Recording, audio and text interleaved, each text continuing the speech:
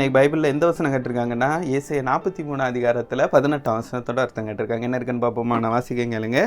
முந்தினவைகளை நினைக்க வேண்டாம், பூரணமானவைகளை சிந்திக்க வேண்டாம். அடுத்த வசனத்தை சேர்த்து வாசிக்க கேளுங்க.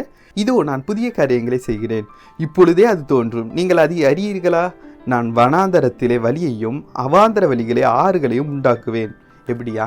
முன்னாடி நடந்ததை பற்றி நீ நினைக்க வேண்டாம். பூரணமானவைகள், என் வாழ்க்கையில் இப்படி நடந்தது, அந்த காலத்தில் இப்படி இருந்தது, இந்த காலத்தில் இப்படி இருந்ததுன்னு நீ அப்படி நினைக்காத.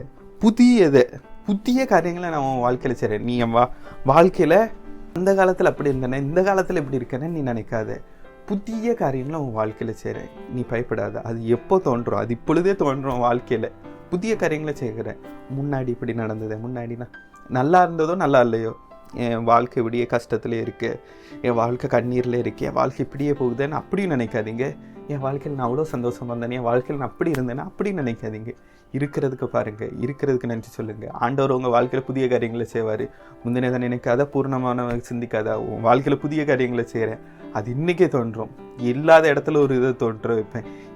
இந்த இடத்துல இப்படி நடக்கணும்னு அவசியம் இல்லை. இல்லாத ஒன்றுமே இல்லாத வெட்டாந்தரையில் எதனாலும் அவர் உருவாக்குவார். அதனால் அவர் மேலே நம்பிக்கை இருங்க. பழசை நினச்சிட்டே இருக்காதுங்க. அதை தூக்கி தூர போட்டு ஆண்டவருக்குள்ள புது வாழ்க்கையை நீங்கள் எடுத்து போங்க. அவர் உங்கள் வாழ்க்கையை நல்லபடியாக அமைப்பார். இதை தான் அந்த வசனத்தில் கொடுத்துருக்கு.